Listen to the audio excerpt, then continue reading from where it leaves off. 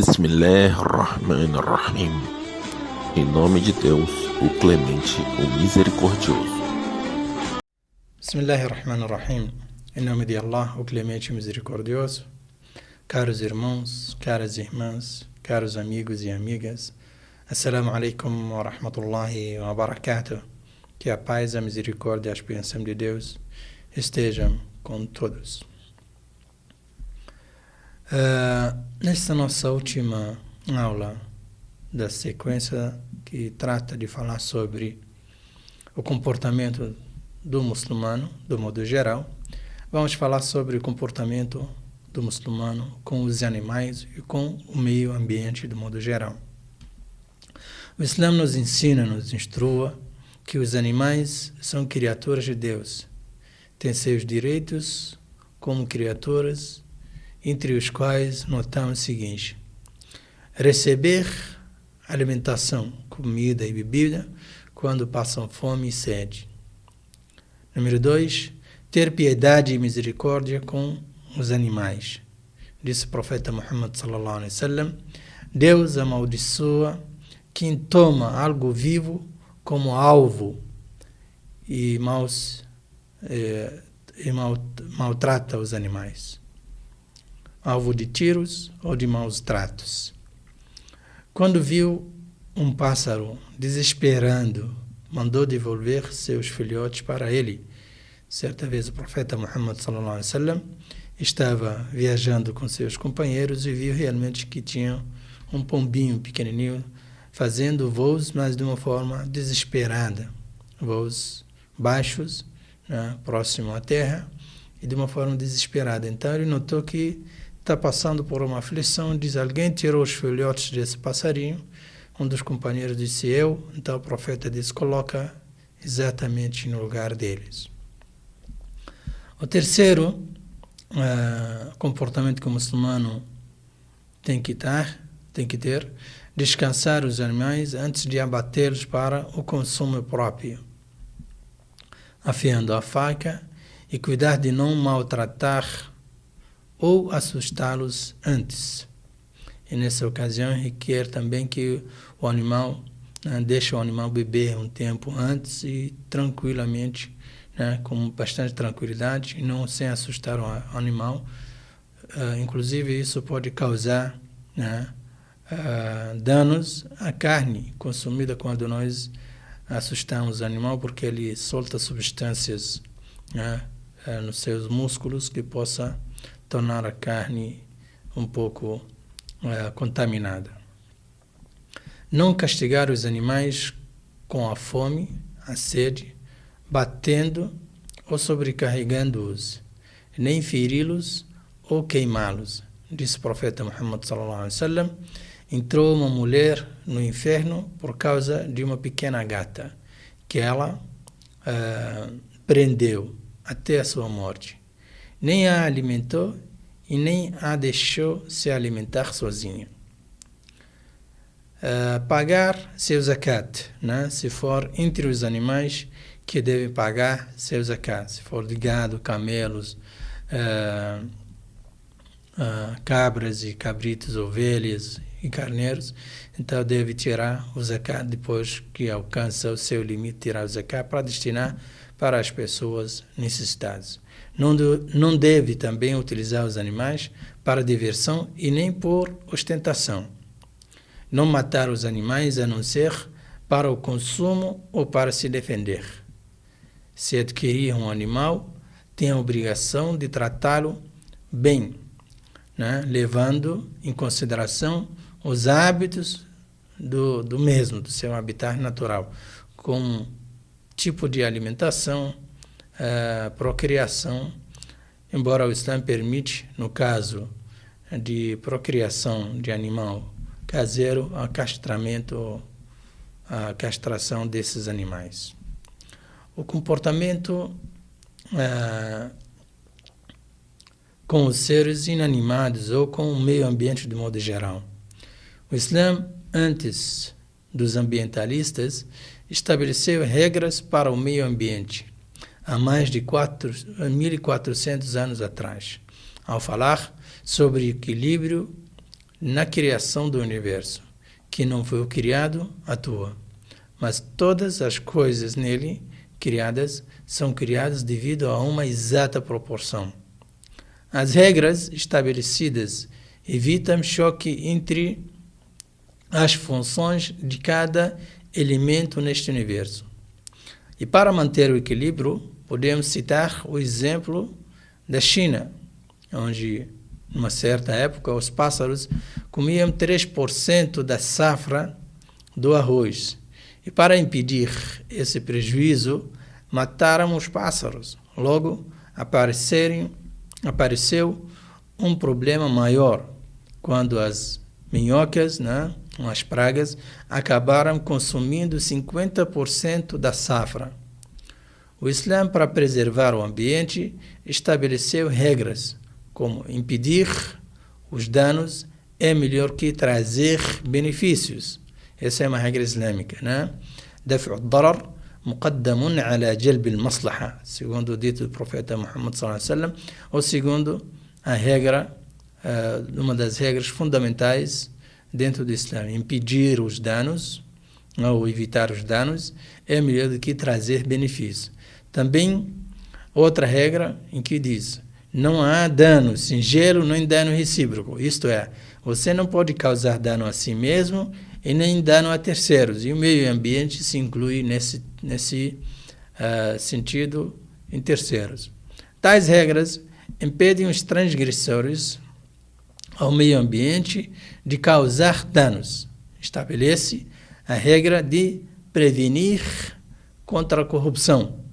Esta regra impede o ser humano de agredir o meio ambiente. O profeta Muhammad sallallahu alaihi wasallam, que a paz de Allah esteja sobre ele, orienta para que as pessoas preservem as fontes hídricas da poluição.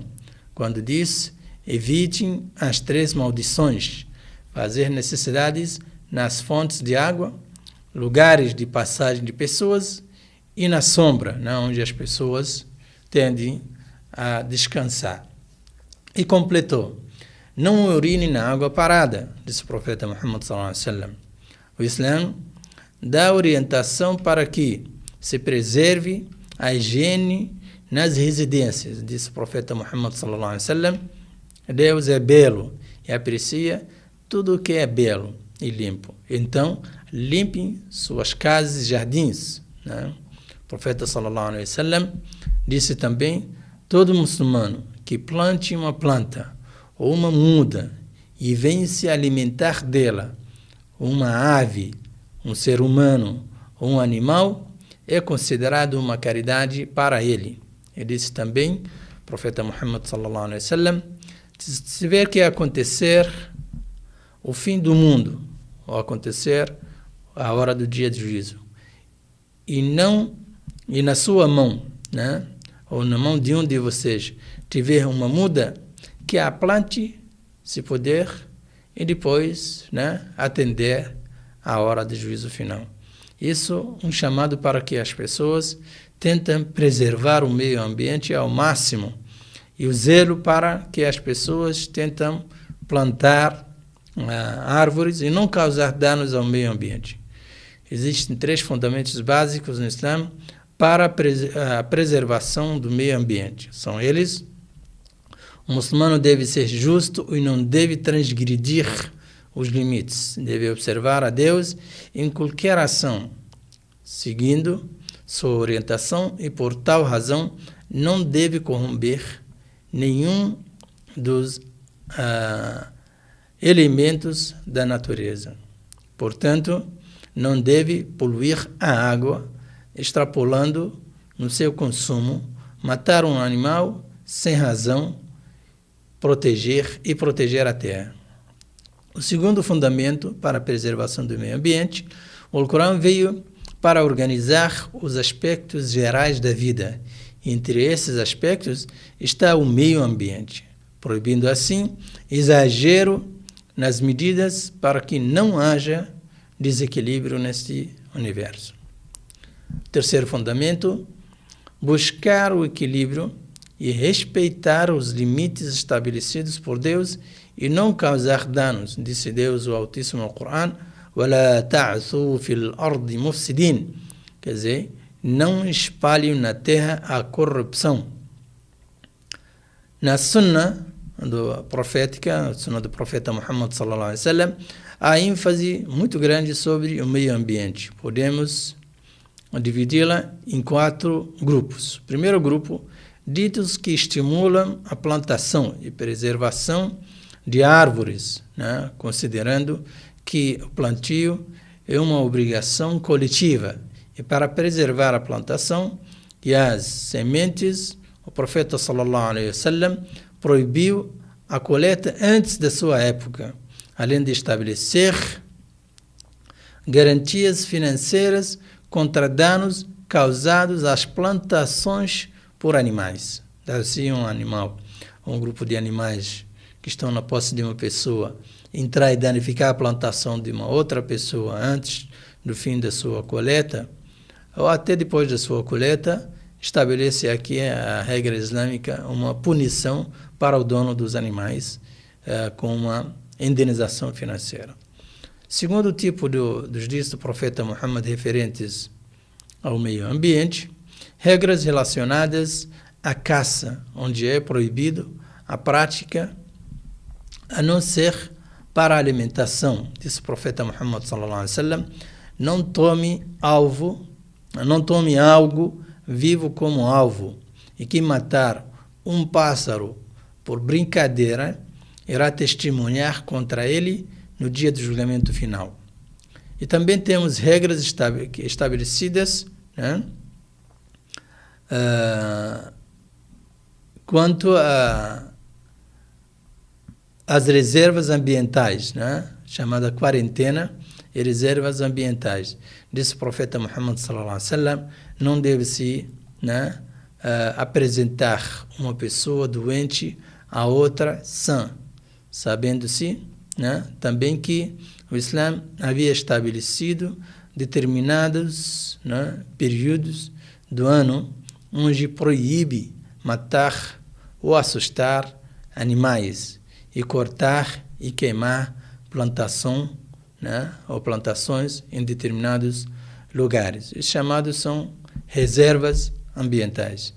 Quando o profeta Muhammad sallallahu alaihi wasallam preparava o exército para defender, né, os limites, né, da fronteira do Estado Islâmico, dizia aos seus soldados para preservar determinadas regras.